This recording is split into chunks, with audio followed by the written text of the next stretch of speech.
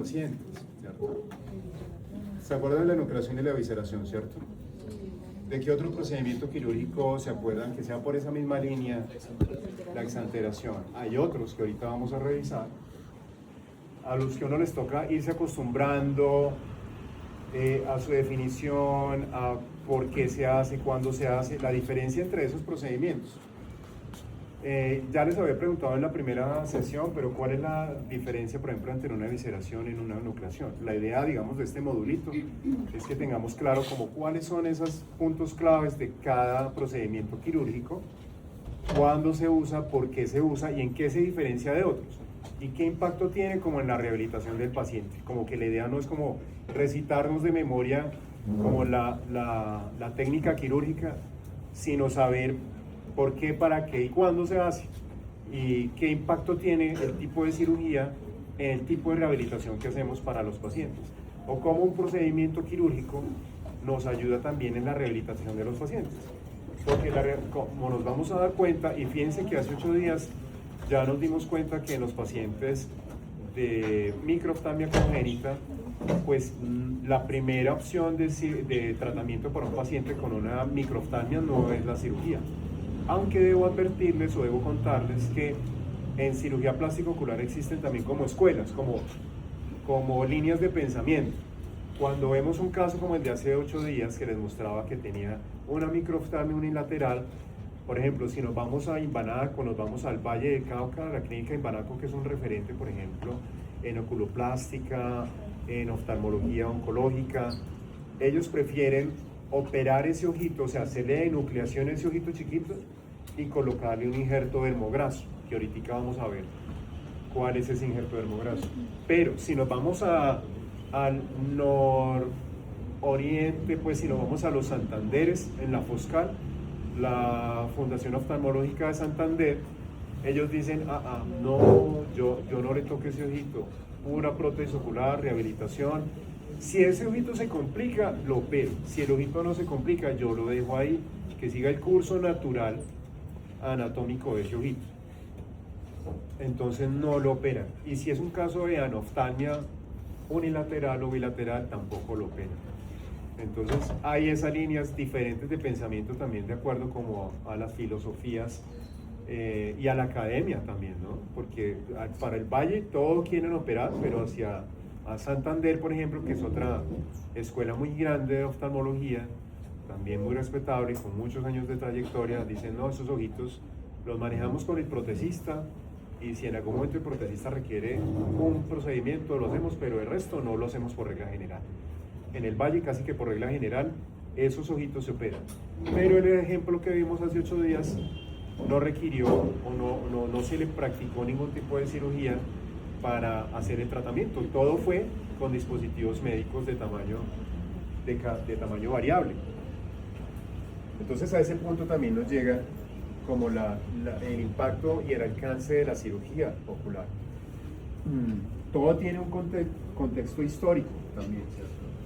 Yo les contaba, por ejemplo, esto es una imagen de un retrato por allá de hace un montón de tiempo, casi 500 años, que está expuesto en Louvre, pero el tipo se llama el flautista con un ojo, ¿cierto? Entonces desde ya el tipo pues nunca se hizo rehabilitación. Recuerden que para ese tiempo, si alcanzamos, vamos a hablar de cómo era la rehabilitación protésica en siglos pasados, incluso en civilizaciones antiguas, porque digamos lo de ponerle una prótesis a un paciente que le falta una parte del cuerpo no es como algo nuevo. Lo que sí es nuevo es la forma en que se hace ahora, en el siglo XXI, con respecto a cómo se hacía en culturas y en civilizaciones antiguas. El tema histórico es tan trascendental que, por ejemplo, yo no me acuerdo si les hice la pregunta a ustedes, pero históricamente, ¿qué habrá sido primero? ¿Las primeras cirugías o procedimientos para extraer quirúrgicamente el ojo, o apareció primero la anestesia? ¿Qué apareció primero en la historia? Uno espera por el bien de la humanidad que haya aparecido primero la anestesia. Lo siento, pero no apareció primero la anestesia. Primero aparecieron eso se llamaban extirpaciones oculares hacia el siglo XVI, mediados de las primeras que se reportaron, fueron hacia 1500 y algo. Esto es una cirugía ocular en donde fíjense cómo se manejaba la anestesia. Uno lo agarraba acá, otro lo agarraba acá. En el mejor de los casos, un escocesito. Sí, la idea era marearlo un poquito. Pero yo creo que no había whisky que alcanzara para aguantarse una... Sí. Eso sería lo mejor que le podía pasar al paciente, que se desmayara o que quedara pues bastante borrachín. Los ojos siempre han sido un tema que tiene como un trasfondo espiritual en todas las culturas, ¿cierto? Pero es interesante ver cómo definitivamente, históricamente, hasta eso ha cambiado. Uno cree que lo que hay ahorita siempre fue así, pero imagínense que inicialmente los primeros procedimientos para extraer quirúrgicamente el ojo no existía la anestesia, no existía, ni nada que se le pareciera.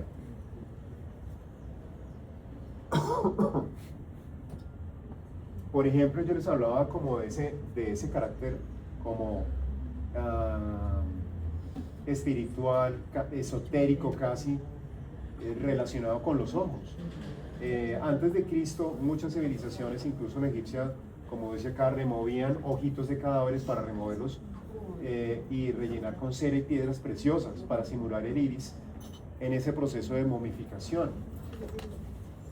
Fíjense que hacia mediados y finales del siglo XVI ya se estaba haciendo una descripción de la cirugía para extraer el ojo, pero en ningún momento dijeron lo anestesiamos previamente, nunca.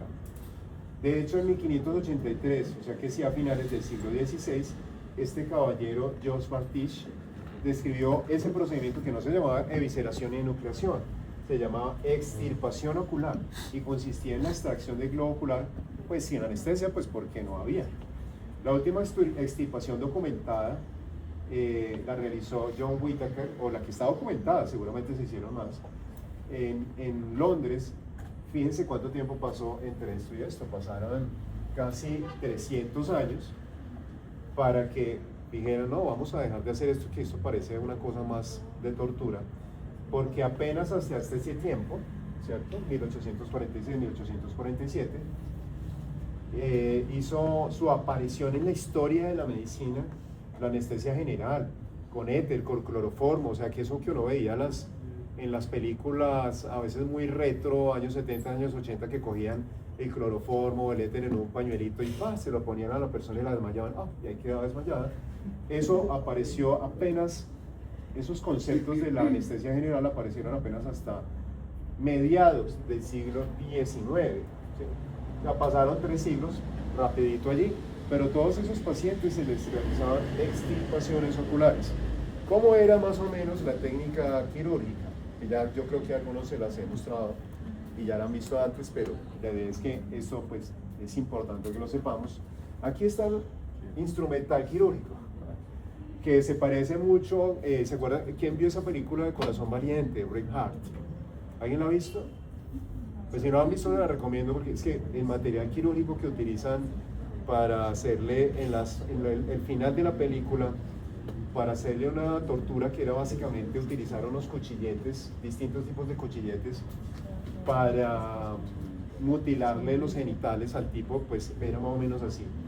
Pero entonces aquí lo que se hacía es que primero la anestesia, ¿no? Brazos, piernas, y por ahí 2 o 3 tipos que le agarraran la cabeza también. Dentro del esquema de anestesia también había el escocesito, también está reportado, que trataban de darle un whiskycito al hombre, un escocesito como para que se relajara un poquito. Ya después venía la carnicería, porque esto que vemos acá era que tenían unas agujas, pero no eran muy delgaditas tampoco, y esto de acá, las suturas pues menos, no eran suturas, eran intestinos de animales, que los utilizaban como para poder hacer como, ¿cierto? Como esto acá. Esto está documentado, de hecho está en una tesis de curoplástica con registros históricos. Y entonces, ¿qué pasaba? Cuando podían hacer esto ya está como extra porque hicieron bilateral. Yo creo que si a este pobre le hicieron esto, pues no. Pero en esta ilustración lo que hacían era traccionar, mientras alguien le sujetaba la cabeza, traccionaban con estas suturas que eran intestinos de animales, andaban como para adelante, para que otro médico muy instruido pudiera con esos cuchilletes seccionar el nervio óptico y pues desinsertar los músculos. Entonces eso era la extirpación ocular. Menos mal ya no se hace. Eso era lo que describía, esta era la forma en que se describía esa extirpación ocular hacia el siglo XVI, hacia finales del siglo XVI. Entonces es simplemente, no es como tanto el morbo, sino tenemos que saber que anteriormente la rehabilitación, los procedimientos quirúrgicos, y es que la anestesia no existía solamente para los procedimientos, sino para ningún procedimiento en salud existía la anestesia. Pero una pregunta, y entonces en ese tiempo, ¿cómo se controlaba una infección? Porque eso era, había cero aceleración. Pues lo que entendemos es que muchos pacientes, si no se morían del dolor, se morían de la infección. ¿Y en promedio de vida que brindaba? La sobrevida, pues yo creo que muy poquito, eso no está como tan documentado cuántas personas sobrevivían o cuántas tenían infecciones, pero seguramente sí sobrevenían, porque decía, pues si no se muere del dolor en el procedimiento, en el momento, se muere en la infección, porque pues no había antibióticos como tal. Básicamente lo que se utilizaba era alcohol como para tratar de sellar, y muchas veces con calor lo que se hacía era como cerrar esas heridas y cerrar los vasos sanguíneos, pero eso era pues así como se hacía la cirugía, así mismo se hacía el cierre de las heridas y se hacía el manejo de las infecciones. Aunque no está documentado, pues es obvio, digamos, pensar, no está mal pensar cómo manejaban las infecciones. Así mismo como hacían la cirugía, así mismo manejaban las infecciones, con alcohol y con calor, con un cuchillo caliente, pues iban sellando esos vasos sanguíneos. Esto es como un vistazo muy rápido, como cómo fue apareciendo la anestesia en la historia de la medicina, en la historia de la humanidad. Realmente, ¿quién ha escuchado el óxido nitroso? Óxido nitroso. ¿Lo han escuchado alguna vez? En odontología se utilizó mucho como el gas hilarante, ese gas que utilizaban para marear a las personas, hacerles procedimientos en odontología, y que muchas veces les daba mucha risa, por eso les da ese gas hilarante, se llama el gas hilarante. Con ese óxido nitroso se hizo la primera intervención quirúrgica indolora, que fue sacar una muela. Eso es lo que está documentado, de lo que he podido como encontrar. La extracción de la muela fue lo primero que se hizo con un tipo de anestesia. Después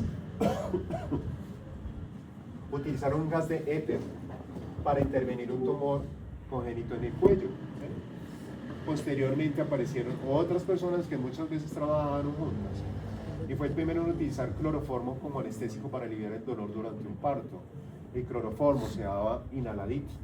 Después, a mediados del siglo XX, o sea, en los años 1900, se descubrieron otros agentes inhalatorios más potentes, con menos efectos secundarios, ¿cierto? Más fáciles de controlar. Ya después ya no solamente eran inhalados, sino que empezaron a ser intravenosos, como el barbital o el fenobarbital. Y por ejemplo, en cirugías plásticas de tiempos recientes es muy normal escuchar o saber sobre el uso del propofol como un agente intravenoso, de los más utilizados en la actualidad.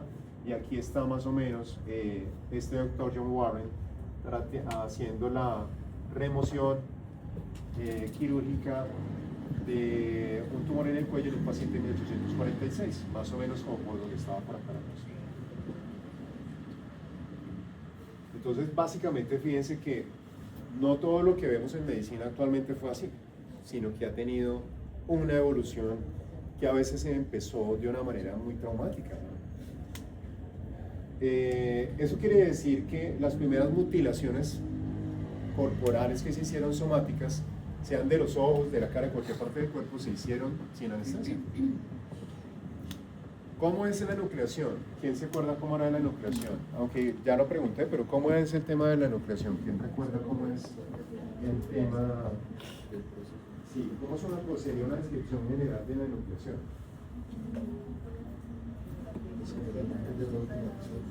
Sí, pero digamos, ¿a qué me refiero cuando menciono una... Vamos a verlo incluso con un poquito de contexto histórico, aunque ya sabemos cómo era antes, ¿no? Antes se llamaba extirpación ocular, entre siglos XVI, siglo XIX, ¿sí? Extirpación ocular, y ya vimos lo maluco. En la enucleación ya estamos hablando de una eliminación del globo ocular de forma completa.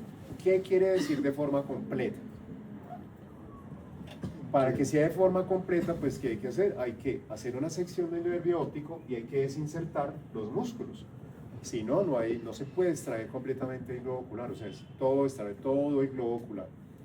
El resto de los contenidos de la órbita queda igualito, intacto, aunque obviamente en ese proceso del traumatismo del procedimiento quirúrgico hay obviamente un traumatismo indirecto a los tejidos de la órbita, pero lo que busca la enucleación es eliminar el ojito de manera total, desinsertando los músculos y haciendo una sección del nervio óptico. Fíjense en el momento en que históricamente viene apareciendo la introducción de la enucleación en la historia, que se atribuye a Ferrari Bonet en 1841. Ya casi está a 5 años de coincidir con la aparición de la anestesia. Sin embargo, después ya había sido descrito un procedimiento similar a una enucleación en 1826. Entonces fíjense que desde mediados o comienzos del siglo XIX ya no se hablaba de extirpación, sino ya se hablaba de enucleación, y ya era una técnica un poquito más depurada.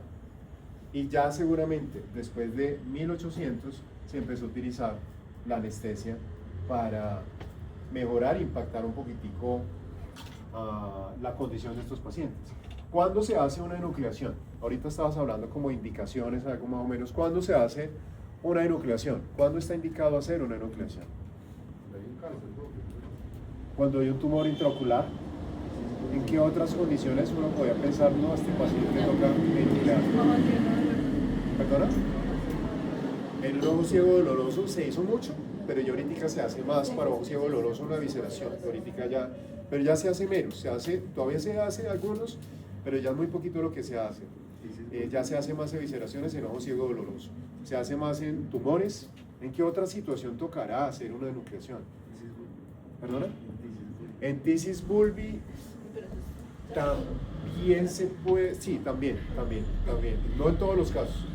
En tisis bulbi, si el ojito no es doloroso, ya no se operan esos ojos. Un paciente lo puede encontrar uno con un cuadro de tisis bulbi de 10 años, y si el ojito no le molesta, no le duele, no tiene ninguna patología asociada, se deja ahí. Si el paciente no quiere que lo operen, se deja ahí. Pero también entra en esas indicaciones, no es la más común. ¿Qué otra cosa? Resulta que cuando, por ejemplo, un paciente tiene un traumatismo grave, un traumatismo del tercio superior del rostro, y es un impacto, una herida por proyectil de arma de fuego, es una herida ocular con mucho daño por un traumatismo con un objeto cortopunzante, o tiene un accidente de tránsito con gran compromiso facial. Entonces a veces es necesario hacer el daño, y el compromiso de los tejidos oculares es tanto que no es posible hacer una evisceración y hay que hacer una enucleación de todo el globo ocular. Entonces, en ojo ciego doloroso, pero depende del ojo ciego doloroso, ¿cierto? De un caso de un paciente que tenía glaucoma y que ya había tenido trasplantes de córnea fallidos, ¿cierto? Entonces, pues ya el ojo llega a un momento en donde eso se va a perforar. Fíjense que hay un gran adelgazamiento de la esclera, ¿cierto? Por el abombamiento, por el agranamiento del globo ocular, por la presión intraocular. Fíjense este volumen. Entonces, si se hace una evisceración acá, conservando la esclera, esa esclera ya es un problema. Entonces, en ojo ciego doloroso, dependiendo del ojo ciego doloroso. ¿Cuál es la indicación más frecuente? Tumor intraocular es la indicación actualmente más frecuente para la realización de una enucleación. Si nos devolvemos al tema de los pediátricos, también se hace enucleación cuando el criterio clínico indica que es mejor enuclear el globo microoftálmico y realizar un injerto hermograso. Que fíjense que acá no lo tengo que colocar, pero en el manejo de pacientes con microftalmias congénitas severas también se indica. Por ejemplo, si un paciente de microftalmia severa me lo llevo para Cali, lo más seguro es que el oftalmólogo diga, no, vamos a enuclear ese ojito, vamos a colocar un injerto dermograso, que también lo vamos a ver, y después ya va para rehabilitación protésica. Severa sería menor a que a 10 milímetros. Sí, que el ojito es muy pequeño. De hecho, esos ojitos que les mencionaba, que solo se ve que hay un ojito por imágenes diagnósticas.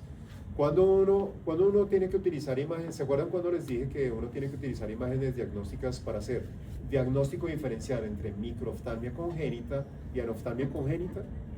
Cuando en el examen físico no encontramos, no se ven a simple vista estructuras oculares, pero va uno a la imagen diagnóstica y encuentra un globo ocular por allá, chiquitín, que puede ser de 10 milímetros o menos, que a veces en la literatura también aparece como nanoftalmia, pero simplemente es un grado severo de microftalmia. Bien, y en traumatismos graves lo que les contaba, en pacientes sobre todo que me ha tocado a mí, heridas por proyectil de arma de fuego, heridas por objetos cortopunzantes, machetes,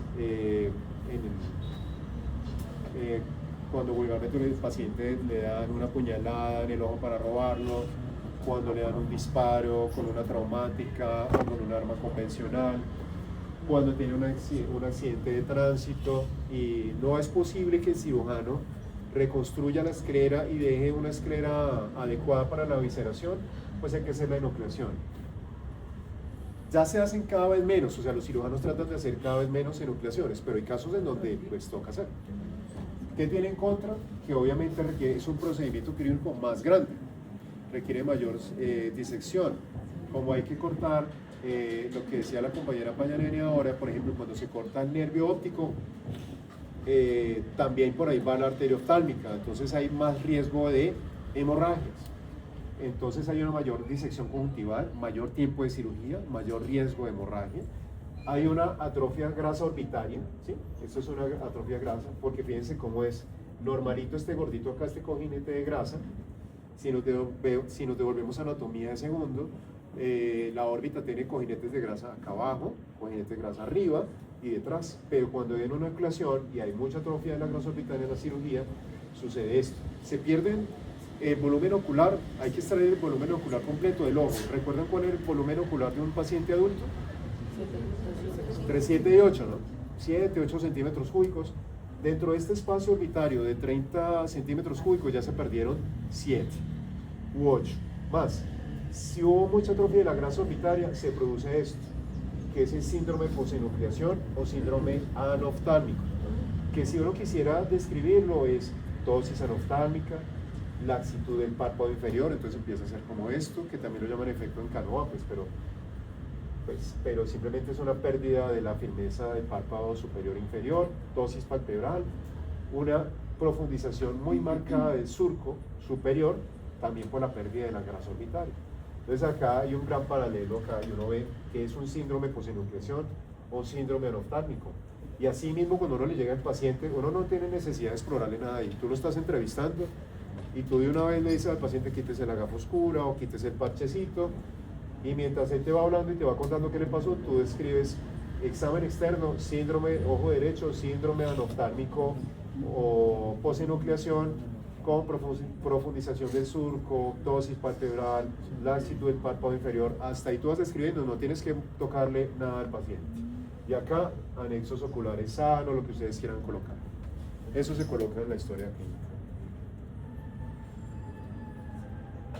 Un resumen así muy general de cómo es la técnica, pero incluso pues si alguien quiere verlo en YouTube se puede también, pero básicamente que en estos casos fíjense que la córnea está completamente opaca y descompensada, y en este caso lo que se hace es como primero hacer una disección de la conjuntiva de los 360 grados, se empieza a diseccionar, se empieza a separar esa conjuntiva del globo ocular y aquí empiezan a buscar, esto es un recto, uno de los rectos. Normalmente, ¿cuántos ojitos están insertados en el globo ocular? ¿Cuántos músculos? Perdón. Dije ojitos, ¿no? ¿Cuántos músculos están insertados en el ojito? 6 músculos, listo. En la enucleación, lo más normal es que solo se conserven los rectos laterales. los otros se desinsertan. Entonces acá lo que hacen es como ubicar el recto medio y el recto externo, y fíjense que el tipo acá lo que hace es como antes de desinsertarlos, los recupera, los sutura y los tiene ahí, los amarra, digámoslo así vulgarmente. ¿Por qué? Porque una vez que ustedes desinsertan, por ejemplo, el recto medio es un músculo absurdamente fuerte.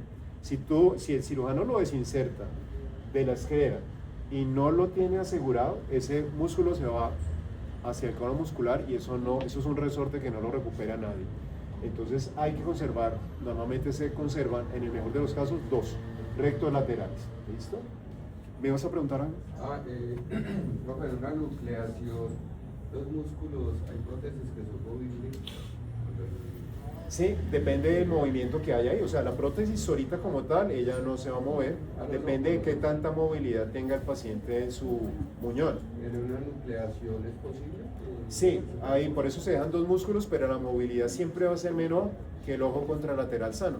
Y uno debe advertir al paciente de manera pues como muy sutil. Mira, siempre con respecto al movimiento, sí vas a tener un movimiento, pero claro, siempre vas a notar mejor movilidad en el ojo que tienes bueno. En la prótesis vas a notar movilidad, pero es una movilidad más reducida. ¿En la visceración? Lo mismo. Se espera que en la visceración, como se conserva el casquete escleral, que lo vamos a ver cuando lo veamos, debería haber mayor movimiento, pero no es igual, de todas maneras, en proporción al ojito sano. Siempre va a haber yo independientemente de la cirugía siempre les explico que van a tener una reducción de la movilidad, pero que no les va a quedar completamente quieto.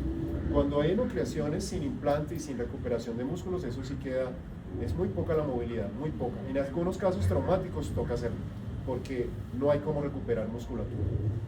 Profesor, ¿y esos rentos dónde nuevamente los insertan? Para allá voy, porque sí, eso hay que sacar el globo ocular, pero hay que colocar un implante. Ese implante me sirve para 2 cosas. Primero, la función principal de un implante en un paciente que le acabamos de sacar 8 centímetros cúbicos es recuperar algo de ese volumen con el implante, que lo vamos a ver. Incluso yo les voy a traer algunos. Y lo otro es a ese implante poderle suturar por lo menos los 2 músculos, los 2 rectos laterales, para que me transmita algo de movilidad, me pivotee la prótesis un poquitito. Por ello creo que no alcanzamos a mucho más, pero si quieren, quien tenga dudas de la infografía, me cuenta ahorita que salga. ¿Listo? Nos vemos en 8, Dios mediante. Que tengan